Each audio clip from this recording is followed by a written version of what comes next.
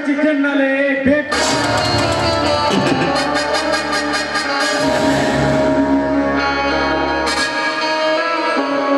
ಓಹೋ, ಇತ್ತು ಕಡೆ ಬರ್ತಿದ್ದಾಳೆ ಆ ಬಡಬಿಕರಿ ಶಿವ್ಯ.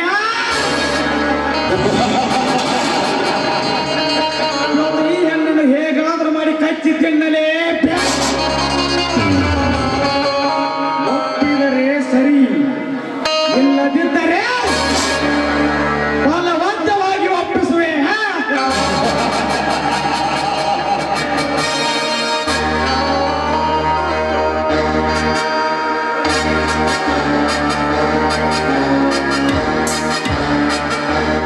ಎಲ್ಲೋ ಯಾರು ನೀವು?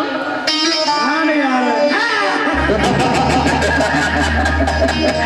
ಸತ್ಯದಿಂದ ದುಡಿದು ತಿನ್ನುತ್ತಿರುವ ಅಶಬ್ದ ಮಾತೆ, ಈ ಊರ ದೊರೆಯಾಗಿ ಮೆರೆಯುತ್ತಿರುವ ಸತ್ಯಜಿತ್. ನನ್ನ ತಡೆದರಿಸಿದ್ರಲ್ಲ, ನನ್ನಿಂದೇನಾಗಬೇಕಾಗಿದೆ? ಕಾವೇರಿ,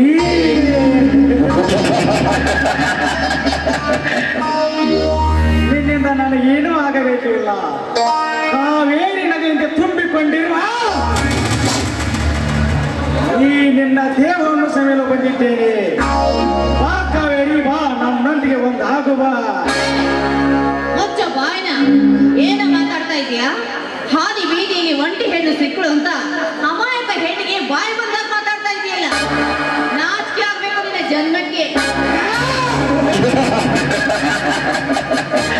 ಇಂಥ ಅಮಾಯಕ ಹೆಣ್ಣು ಬಂದುತ್ತೇನೆ. ಸರ್ಸ ಆಡೋದಂದ್ರೆ ನನಗೆ ಬಹಳ ಇಷ್ಟ. ಸುಮ್ಮನೆ ಹಠ ಮಾಡದೆ ಒಪ್ಪಿದರೆ ಸರಿ, ಇಲ್ಲವಾದರೆ ನಿನ್ನನ್ನು ಬಲವಂತವಾಗಿ ಒಪ್ಪಿಸಬೇಕಾಗುತ್ತದೆ. ಸರಿಯಾಚೆ ಪಾಪಿ, ಏನು ನಾನು ನಿನ್ನ ಮಗಳು ಹಾಕಿದ್ದೀನಿ, ನನ್ನ ಮೇಲೆ ಕಾಮದ ಕಣ್ಣು ಹಾಕ್ತಾ ಇದೆಯಲ್ಲ. ನಿನ್ನ ಮನಸ್ಸಿಗೇನು ಅನ್ಸಲ್ವೇನು? ಲೇ ಸಾಹುಕಾರ, ಹಾಗೇನಾದ್ರೂ ಕಾಮದ ಕಣ್ಣು ಹಾಕಿದ್ದೆ ಆದ್ರೆ, ಹುಲಿಯ ಹಾಗೆ ನನ್ನ ಮೈದನಿಗೆ ಗೊತ್ತಾದ್ರೆ ನಿನ್ನ ರಕ್ತ ರಕ್ತ ಕುಡಿದು ಬಿಡ್ತಾನೆ.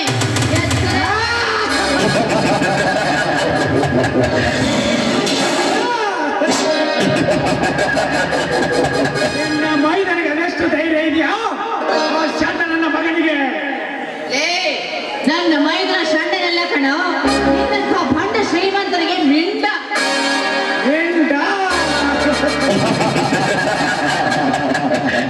ಈಗ ನಾನಾಗಬೇಕಾಗುತ್ತದೆ ನಿನ್ನ ಮೆಂಡ. ಹೆಣ್ಣೆ ಬಾ. ದೂರ ನಿಲ್ಲು ನೀಚ. ಮಾನ ಮರ್ಯಾದೆ ಬಿಟ್ಟವನೇ ಒಂಟಿ ಹೆಣ್ಣು ಸಿಕ್ಕಳು ಅಂತ ಮೈ ಮೇಲೆ ಬರ್ತೀಯ. ಇನ್ನೊಂದು ಸಾರಿ ಗರ್ತಿನ ಕೆಡಕಿದ್ರೆ ನಿನ್ನ ಮೈ ಚರ್ಮನ ತುಂಡು ತುಂಡು ಕಾಲಲ್ಲಿರುವ ಚಪ್ಪಲಿ ಮಾಡಿಸ್ಕೊಳ್ಬೇಕಾಗುತ್ತೆ. ಮರ್ಯಾದೆಗೆ ಹೇಳಿದ್ರೆ ಕೇಳಿದ್ರೆ ಸರಿ, ಇಲ್ಲ ಅಂದ್ರೆ ನಿನ್ನ ಪರಿಣಾಮ ನೆಟ್ಟಿಗಿರಲ್ಲ, ಎತ್ತರ ಇರಲಿ. ಎಚ್ಚರ ಕೊಟ್ಟರೆ ಭತ್ತ ಬಿಚ್ಚಬೇಕಾಗುತ್ತದೆ ಈ ನಿನ್ನ ಸೀರೆಯನ್ನು. ಸುಮ್ಮನೆ ಹಠ ಮಾಡದೆ ನಮ್ಮೊಂದಿಗೆ ಒಂದು ಆಗುವ ಕಾವೇರಿ. ದೂರ ನಿಲ್ಲು. ಅದು ಈ ಜನ್ಮದಲ್ಲೇ ಸಾಧ್ಯ ಇಲ್ಲ ಕಣೋ. ನಿನ್ನಂತ ಭಂಡರಿಗೆ ಕೊಡಬೇಕಾಗುತ್ತೆ ನನ್ನ ಗಂಧ ಗರತಿಯರ ಕಾಲಿನ ಚಪ್ಪಲಿಯ ದಂಡ. ನಿಮ್ಮಂತ ದಂಡ ಕೊಡುವ ಗರತಿಯರಿಗೆ ನಾನು ಹುಟ್ಟಿ ಬಂದಿರುವ ಮೆಂಡ. ದೇವರಂತ ಗಂಡ ನಿಂತರು ಮತ್ತೊಬ್ಬ ಮಿಂಡನ ಸುತ್ತ ಮಲಗುವ ಬಂಡ ರಂಡ ಅನಿಷ್ಟಿಲ್ಲ ಈಗಿನ ಗರತಿಯ ಸಮಾಜದಲ್ಲಿ. ಸುಮ್ಮನೆ ಒಪ್ಪಿದರೆ ಸರಿ, ಇಲ್ಲದಿದ್ದರೆ ಬಲವಂತವಾಗಿ ಒಪ್ಪಿಸುವೆ. ಲೇ ಶ್ರೀಮಂತ, ನಿನ್ನಂತ ಭಂಡ ಶ್ರೀಮಂತರಿರೋ ಊರಲ್ಲಿ ಸೂಳೆಯರು ಇರ್ತಾರೆ, ಗರತಿಯರು ಇರ್ತಾರೆ. ಆದ್ರೆ ಆ ಸೂಳೆಯರ ಓಣೆಯಲ್ಲಿ ಒಬ್ಬಳಾದ್ರೂ ಗರತಿ ಇದ್ದೇ ಇರ್ತಾಳೆ. ಅದು ನಿನಗೆ ನೆನಪಿರಲಿ. ನಾನಾಗಬೇಕಾಗುತ್ತದೆ ನಿನಗೆ ಕಾಮುಕರ ಕಣ್ಣಿನ ಕಾಮಣ. ಕಾಮಣ್ಣ? ಲೇ ಮೂರ್ಖ, ಅದೇ ಕಾಮಣ್ಣ ನಾನೇ ಕಾಮಣ್ಣ ಅಂತ ಹಾರಾಡಿ 3 ದಿನಕ್ಕೆ ಸುಟ್ಟು ಭಸ್ಮವಾಗಿ ಹೋದ. ನಿನ್ನಂತೆ ಕಾಮುಕ ಕಾಮುಕ ಅಂತ ಹಾರಾಡಿದ್ರೆ ನಿನ್ನಂತವನ್ನ ಸುಟ್ಟು ಭಸ್ಮ ಮಾಡ್ತಾ ಇದೇ ಸಮಾಜದ ಗರತಿ.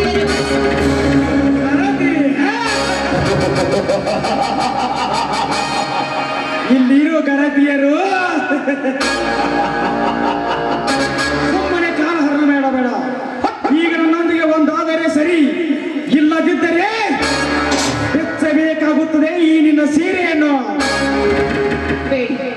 ಬೇಡಿ ಶ್ರೀಮಂತ್ರಿ, ದಯವಿಟ್ಟು ಹಠ ಮಾಡಬೇಡಿ.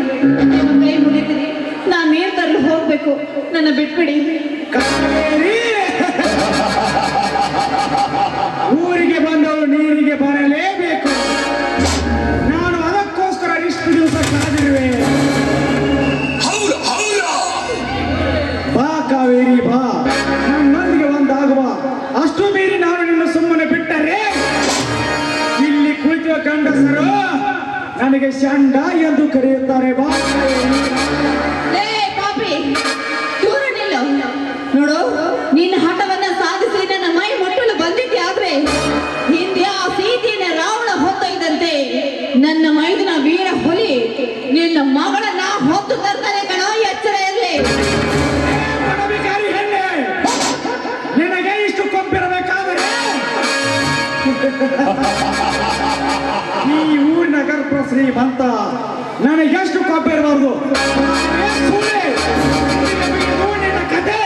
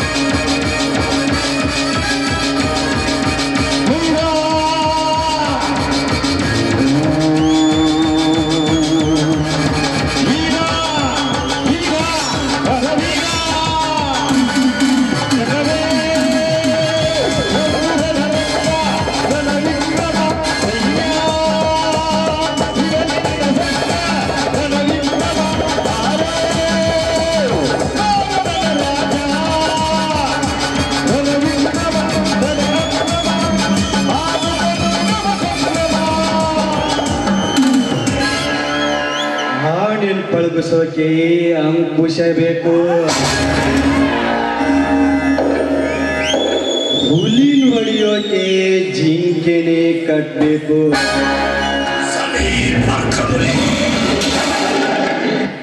ದುನಿಯಾ ನಮ್ದಾಗ್ಬೇಕಂದ್ರೆ ದೊಡ್ಡ ದೌಲತ್ತು ಇವೆರಡು ನಮ್ಮಲ್ಲಿ ಬೇಕು. ಅಲ್ಲದ ಹೆಣ್ಣಿಗೆ ಒತ್ತಾಯಿಸಿ ಈ ನಡು ರಸ್ತೆಯಲ್ಲಿ ಎಳೆದಾಡುತ್ತಿರುವೆಯಲ್ಲ, ನೀನ್ಯಾವನೋ ದೇವರ್ಸಿ ನನ್ನ ಮಗಳೇ.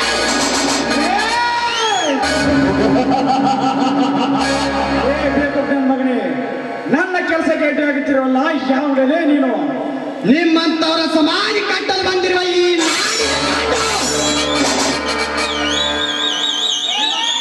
ನಿಮ್ಮಂತ ಗಂಡನಿಗೆ ಪುಂಡ ನಾನು ಅಂತ ಮಿಂಡ.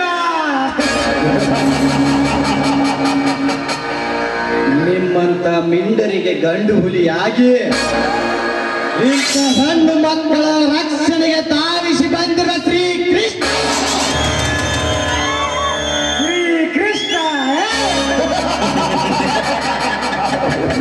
ದ್ರೌಪದಿ ಶೀಲಹರಣ ಮಾಡುವಾಗ ತಡೆಯಲು ಬಂದ ಆ ಕೃಷ್ಣ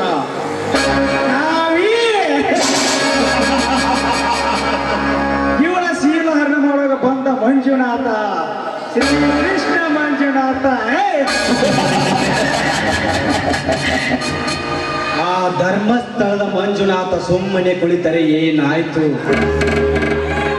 ಈ ಮಂಜುನಾಥ ಈ ಕಟ್ಟದಿಂದ ನಿಮ್ಮಂತವರ ರುಂಡವನ್ನು ಚೆಂಡಾಡಿ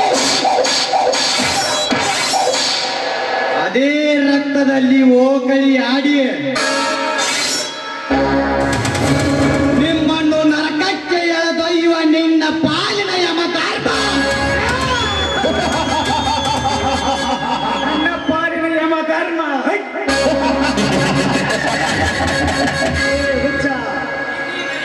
ಅಪ್ಪನಂತೆ ಮಾತನಾಡಬೇಡ. ಈ ಊರಿನಲ್ಲಿ ನನಗೆ ಯಾರಾದರೂ ವಿರುದ್ಧವಾಗಿ ನಿಂತರೆ ಅವರ ಪಾಲಿಗೆ ನಾನೇ ಯಮ ಧರ್ಮ. ನಿನಗೆ ಸಾವು ಸಮೀಪಗೊಳ್ಳುತ್ತಿದೆ. ನಿನ್ನ ಮಾತುಗಳನ್ನು ಆಡುತ್ತಿವೆ. ನೆಕ್ಸ್ಟ್ ಟೈಮ್ ಬರ್ತೀನಿ. ಇವಳನ್ನು ಯಾರು ಕಾಯ್ತಾರೋ ನಾನು ನೋಡೇ ಬಿಡುತ್ತೇನೆ.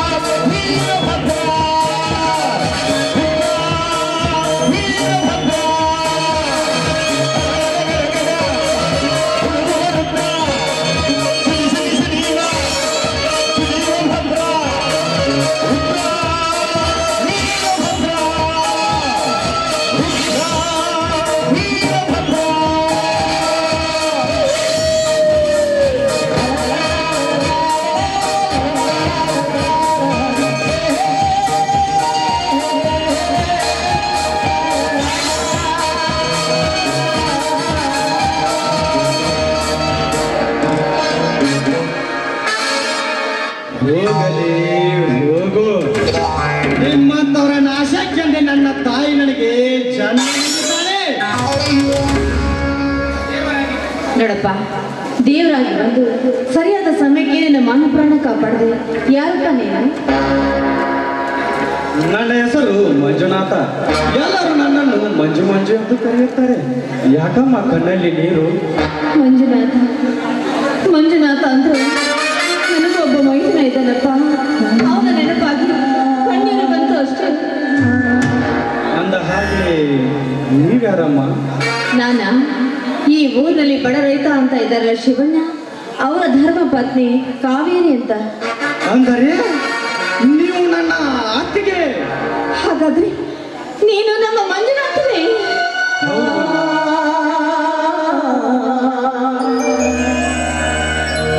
ಏನಪ್ಪ, ನೀನಿಷ್ಟು ದಿವಸ ಎಲ್ಲಿದ್ದೆ, ಹೇಗಿದ್ದೆ?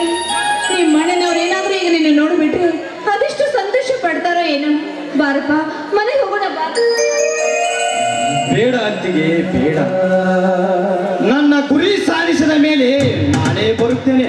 ಅತ್ತಿಗೆ, ನಿಮ್ಮನ್ನು ಕೆಣಕಲು ಬಂದ ಧನ ಪಿಶಾಚಿ ಯಾರು? ಅವನ ಆ ಪಾಪಿ ಈ ಊರಿಗೆ ಶ್ರೀಮಂತ ಎನಿಸಿಕೊಂಡ ಸತ್ಯಜೀತ. ಸತ್ಯಜೀತ ನನ್ನ ಅತ್ತಿಗೆಯನ್ನು ಕೆಣಕಲು ಬಂದ ನಿನ್ನ ಮೈ ಬಿಡುತ್ತೇನೆ. ಸರಿಯಪ್ಪ ಮಂಜುನಾಥ, ನೀನು ಮನಸ್ಸಿನಲ್ಲಿ ಏನೇ ಅನ್ಕೊಂಡಿದ್ರು ನಿನ್ನ ಗುರಿ ಸಾಧನೆಯಾಗಿ ನೀನು ಮತ್ತೆ ಕ್ಷೇಮವಾಗಿ ಬಂದು ನಮ್ಮನ್ನು ಸೇರ್ಬೇಕಪ್ಪ. ಅಲ್ಲಿವರೆಗೂ ನಿನ್ನ ದಾರಿ ನಾವು ಕಾಯ್ತಾನೆ ಇರ್ತೀವಿ. ಹೋಗಿ ಬನ್ನಿ ಅತ್ತಿಗೆ. ಬರ್ತೀನಪ್ಪ, ಹುಷಾರು. ಹೋಗಿ.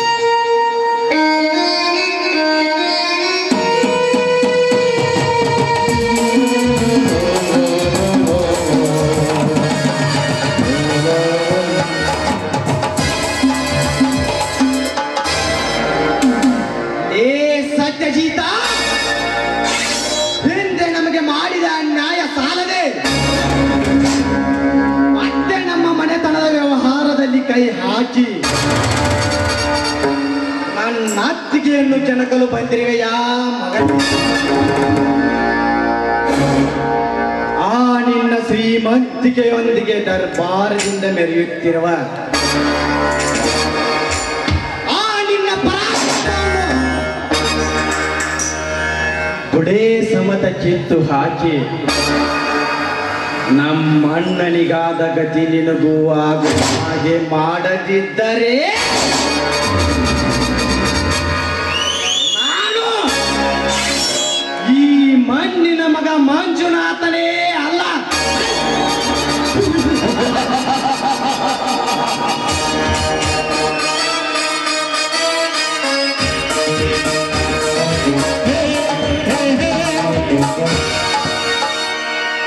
अरे साले सत्यजीत, थोड़ा बात सुनो ना। जैसे मेरे भारत का सैनिक पाकिस्तान में ब्रह्मोस्त्र मिशन मालूम है क्या? ऐसे तेरी परिवार को मेरी कड़क से सिर घट दूंगा, तब तेरी खानदान को मंजुनाथ का नाम पूरा का पूरा मालूम होगा।